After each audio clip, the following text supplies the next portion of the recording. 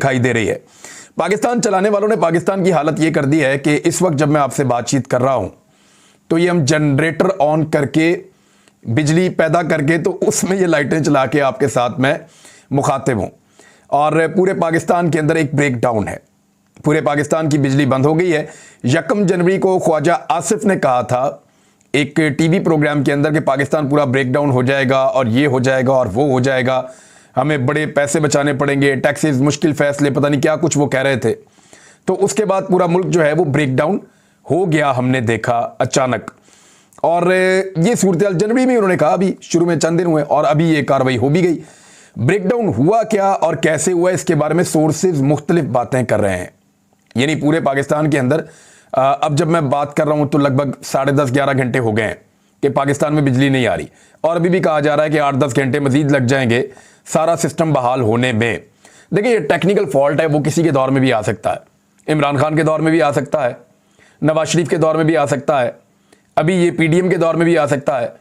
तो किसी के दौर में भी टेक्निकल फॉल्ट आ सकता है, डिक्टेटरशिप में भी आ सकता है। लेकिन ये जो और खबरें आ रही हैं ये बहुत अजीब हैं और वो मैं आपसे शेयर कर देता हूं। दुनिया में कभी ऐसा नहीं होता कि पूरे के पूरे मुल्क की बिजली एकदम ऐसे बंद हो जाए। ये बिजली बंद हुई, उसके बाद इन्होंने बहाल करने की कोशिश की और फिर दोबारा से जो नेशनल आपका ग्रिड है, पूरा जो एक सिस्टम है, वो उसके ऊपर बोझ पड़ा। 6000 मेगावाट तक जैसे ही गया तो नेशनल ग्रिड ट्रिप कर गया और फिर पूरे मुल्क का जो मेन सिस्टम है उसको बंद कर दिया गया। यानी मेन ट्रांसमिशन जो पूरे मुल्क की है उसको बंद किया गया इसलिए कि कहीं पूरे मुल्क का जो सिस्टम है वो बिजली का निज़ाम तबाही ना हो जाए।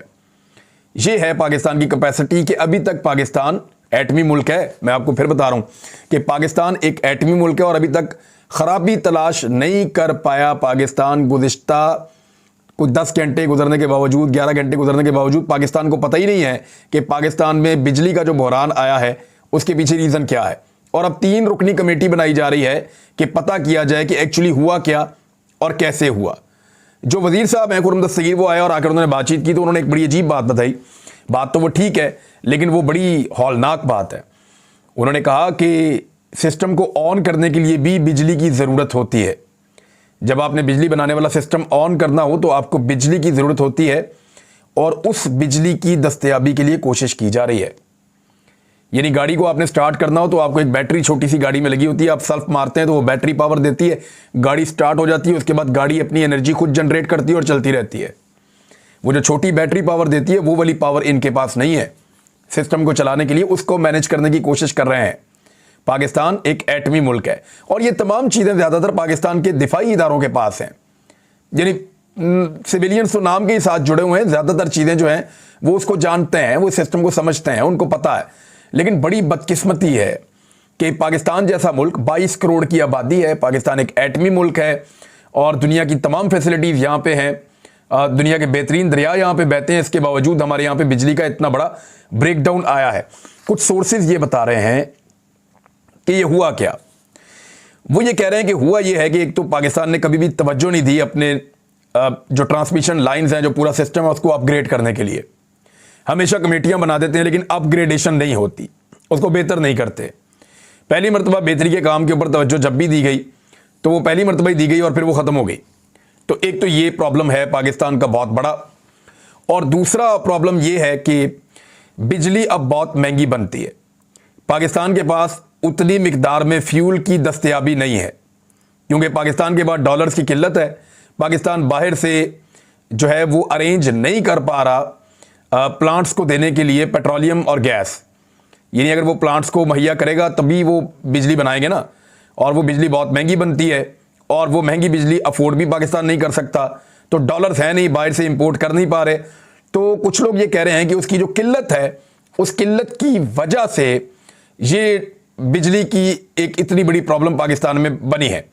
इन महीनों में आज तक पाकिस्तान हमेशा ये कोशिश करता आया है कि जो पाकिस्तान के पन बिजली के मंसूबे हैं या हाइड्रल मंसूबे हैं, जब डैम्स से बिजली बनती है, वहाँ डैम्स के अंदर पानी जमा किया गया होता है, मुश्किल तरीन हालात के अंदर उस पानी को इस्तेमाल करने के लिए बचाया गया होता है।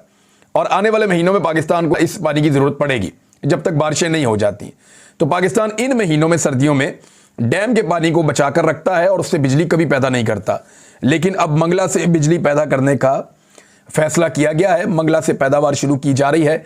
ये बता रहा है कि सिस्टम किस हद तक नाकस हो चुका है, नाकारा हो चुका है, और रवायती पॉलिटिकल पार्टीज की तरह पाकिस्तान का सिस्टम भी पूरा का पूरा बैठा हुआ है। इसी माहौल में एक खबर और आती है, और खबर यह है कि स्टेट बैंक ने शरह सूद में 1% का मजीद इजाफा कर दिया। यानी ताजरों की मुश्किलात में इजाफा, कारोबारी हजरात की मुश्किलात में इजाफा, सनतकारों की मुश्किलात में इजाफा, और अभी टैक्सेस मजीद लगेंगे। ये उसी का हिस्सा है। यानी जो IMF कह रहा है उसी अंदाज से ये चल रहे हैं। अभी बिजली को लगभग कोई 50% के करीब मजीद महंगा किया जाएगा। पहले ही कई गुना महंगी की जा चुकी है बिजली, अभी मजीद महंगी बिजली की जाएगी। और उसके बाद फिर गैस की कीमत को भी दुगना करने का एक प्लान है कि उसको भी दुगना किया जाएगा। पेट्रोलियम मसनूआत के ऊपर भी मजीद लेवी लगाई जाएगी। तो ये सारी चीज़ें पाकिस्तान की कौम को आने वाले दिनों में बर्दाश्त करनी पड़ेंगी, और इसी माहौल में पाकिस्तान एक इंतखाबात की तरफ जाएगा। जो मेरे पास इंफॉर्मेशन है वो ये है कि पाकिस्तान तहरीक इंसाफ ने मोहसिन नकवी की तैनाती को बुरी तरह मुस्तरद कर दिया है। वो इसको नहीं मानते, और सुप्रीम कोर्ट ऑफ पाकिस्तान का एक फैसला भी है कि नैबजदगान या जो प्ली बार्गेन कर लेते हैं नैब से, उनको सरकारी ओहदे नहीं मिल सकते और वो अवामी ओहदों के ऊपर नहीं बैठ सकते। अगर आपने प्ली बार्गेन की है, नैब के साथ डील कर ली है, आपने उनको पैसा दे दिया है और ये तस्लीम कर लिया है कि आपने पैसा खाया था, आप अपना पैसा वापस लीजिए, मुझे माफ़ कीजिए, तो ऐसा बंदा जो है वो सरकारी ओहदों के लिए अहल नहीं रह सकता।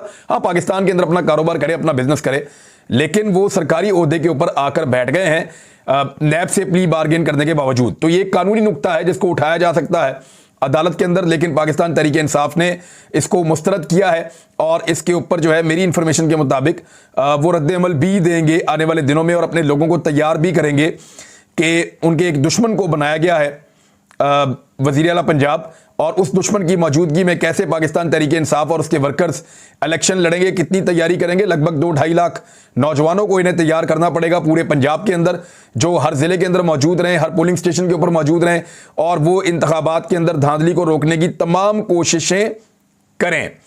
अब मामला